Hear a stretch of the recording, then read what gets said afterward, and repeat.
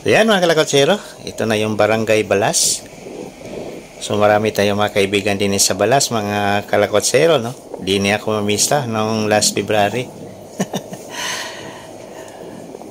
So bago tayo uwi ng Santo Tomas, daan muna tayo sa may Talisay Biwok, no? Relax muna tayo ng konti. So galing kasi tayo ng Laurel, no? Medyo naano tayo doon sa nakita natin sa Laurel. Nakakalungkot yung situation. So yan na nga, relax mo tayo saglit sa Talisay Biwok para ma-recharge tayo ulit. Kasi nasa isip ko pa rin yung Laurel eh. Nakakalungkot talaga. Nakakawa yung mga kababayan natin na nabiktima sa landslide. So din may pasilip ako sa inyo. Ito ay Barangay Santa Maria na to.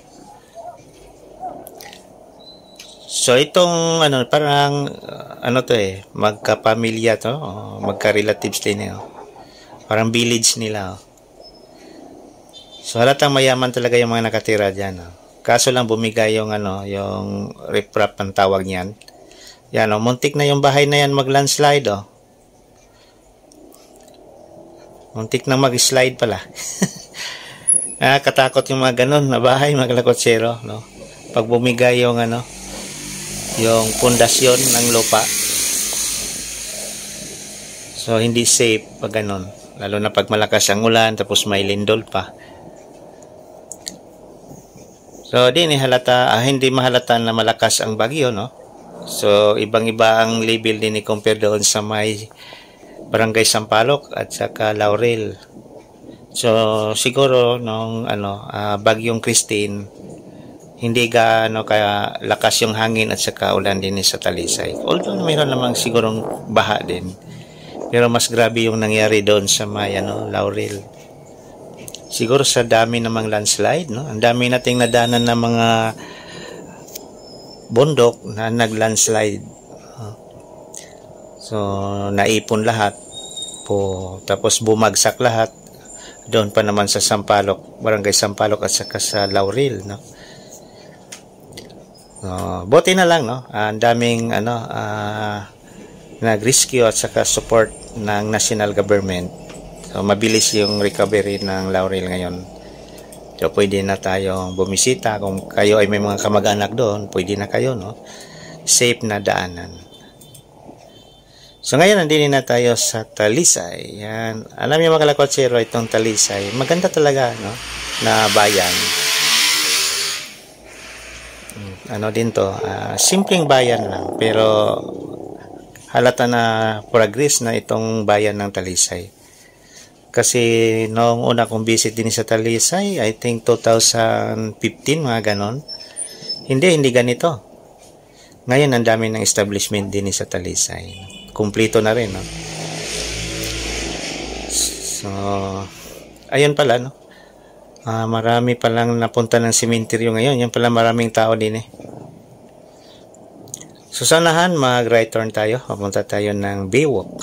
Yan, Biwok ng Talisay. So yan yung tambayan natin, no? Pagaling tayo ng Tagaytay. So meron akong kaibigan din na traffic enforcer, no? Kilalang kilala tayo. Nung mga last vlog ko last year, nakilala ko niya din. kilala ko niya So sa sunod makita kami ulit din Wow, ang ganda pala din mga kalakotsero. Malaki na yung mga pine tree din Dati ang liliit lang. So marami ng tindahan, no? Mga commercial stores din sa may Talisay. So masarap din mga kalakotsero pag kayo ay mag-food trip, no? May iba naman. So ngayong Christmas, maganda din bongga magpailaw itong Talisay, no? Gabi kami nagala din mga kalakotsero pag during Christmas. So yan ang pinaka-latest na dry and wet market nila na may pure gold sa taas yan, no? So diyan tayo magpa-park. So igagala ko kayo diyan sa may bago nilang wet and dry market. A modern type, no? Parang sa Tanawan City na Victory Mall. Dini naman sa Talisay ay pure gold. Pure gold ang ano. Tapos public market ng Talisay. May pure gold sa taas. So, cute, no? Yung public market nila. Tapos malapit lang yan sa Baywalk. So, mamaya mga kalakotsero, pasilip ko sa inyo. Para mangganyo naman kayo pag kayo ay bumisita din eh. Sa kabila, mayroong parking area din, no? So, park muna tayo. Stop over muna tayo din eh. Stop over. So yan mga kalakwasero, ito na yung dry and wet market ng Talisay. So alam niyo mga kalakwasero, itong Talisay wet market, isa sa mga pinakamalinis na market sa buong Batangas. Ayan, napakalinis talaga nito mga kalakwasero. Ang Santo Tomas naman din, malinis din. Yan, naka-award ngayon eh. I think last year parang pinakamalinis ang Santo Tomas. Hindi last year, makaraan pa lang taon pa. Number 1 ang Santo Tomas na pinakamalinis. So itong Talisay naman, candidate din to, no? Malinis din to. Hindi itong magpatalo tong Talisay. So dito sa second floor, yan, tanaw natin yung parang ano nila din eh, view deck sa Taal Lake at Kataal Volcano. So din eh, may mga kainan, gusto nating magpalamig. Yan o, may coffee, may shake. So balik tayo din eh. Ito yung view deck. Yan, tanaw natin yung Taal Lake. Napakaganda mga kalakwatser. Ito yung sabi ko sa inyo na huwag nyo kalimutang mag-stop over din eh. Ito yung ano eh, parang ma-recharge tayo ulit sa haba ng biyahe, lalo na pag galing kayo ng Tagaytay o Nasugbo. So dito kayo mag-refresh or mag-recharge kung ano, uwi na kayo ng Tanawan, Lipa, yan, Santo Tomas. Maganda din yung pasyalan, no? Marami ring kainan. So din eh, oh, silip tayo. Coffee, ano, mga shake. Mura lang yung ano din eh, oh, shake, oh, 49, 39, oh. Bakit sa amin sa Santo Tomas mahal? Din mura lang, no. So silip tayo din sa kabilang side. Yan.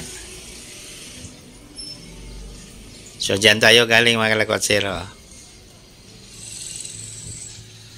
So ang Talisay is almost 20 minutes na lang, Tagaytay na, no? Pag dumaan tayo sa Sungay Road. So baba na tayo, sa kabilang side na naman ito mga kalakwatero. Sa opposite side naman tayo nababa.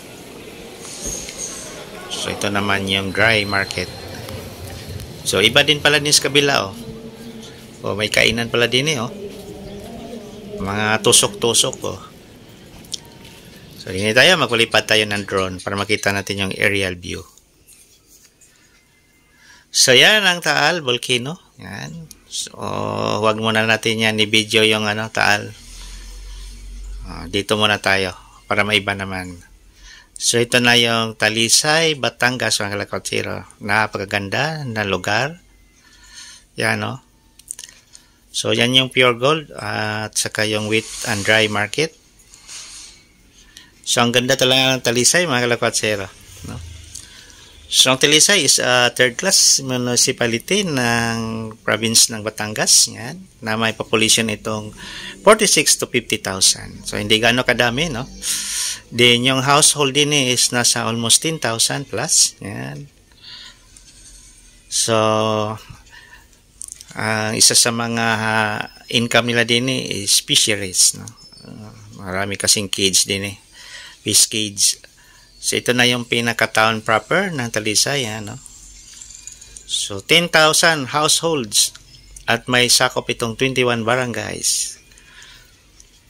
So madami-dami na rin ang population ng Talisay, oh. So ang latest census nila din is nasa 50,000 plus na. Wow, nice view. Ito yung mga gusto natin ng mga view, mga kalakwatero, napaka-relaxing. So ang ganda ng ano no, modern type talaga ang wet and dry market ng Talisay. Kaparehas lang din ng Tanawan, yung Victory Mall. So improving talaga yan, no? Ang Talisay ngayon. So natapos yan noong 2022 after pandemic. Pero during pandemic yan mga kalakotsero, kina-construct yun ito.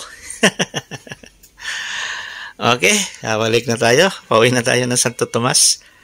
At least naka-recharge na tayo. So shoutout ko pala yung mga kaibigan ko no sa Look, sa May Baliti. So galing na tayo nung mga nakaraang araw. So hindi rin maganda ang situation nila. So nangailangan din sila rin ng mga tulong. So sana matulungan sila ng nasyonal at saka sa mga ang tawag noon, yung mga mababait nating mga kababayang mga Batanggenyo. Sino yung may mga kaya dyan. So, tulungan natin yung mga kababayan natin. Malay natin, tayo na naman natutulungan sa sunod. So, yan yung tatawag natin give and take. Sino yung dapat tulungan, ay tulungan natin. So, yan. Palabas na tayo ng Biwok. Thank you pala sa ating mga bagong subscribers. Yan. Sa ating mga viewers, so huwag naman nyo kalimutan mag-subscribe sa ating channel. Ako po ay isang Cebuano. Ang tawag sa akin ay Bisayang Gala. Pero na-inlove na ako din sa Batangas. Napaganda kasi ang lugar ng Batangas mga kalakotsero. Baka dito na ako mag-retire sa Batangas. So, napakaganda itong Talisay. Grabe. Ang improvement ng Talisay. No? After ng Taal Volcano mga kalakotsero, nag-boom din tong bayan na to. Tapos may bago na silang municipal hall na modern type din. Then may bago na rin silang department store, yung City Plus. Di ba? Noong una wala yan. Ngayon, grabe. Napakaganda ang Talisay. Din yung kalsada ngayon, no, napakaganda rin. Bagong rehabilitation ito. Asfaltado lahat, no. Tapos naging widening na rin, no, kasi dati to, ano lang to, 2 lanes lang. 1 lane both sides, ngayon 2 lanes na siya. So, din madaanan natin yung bagong munisipyo ng Talisay. So, sisilip tayo. Pakita ko lang sa inyo. Ang ganda kaya. Ayan o. Dark blue ang kulay. Yan. Yun ang Talisay. Napakaganda mga kalakotsero.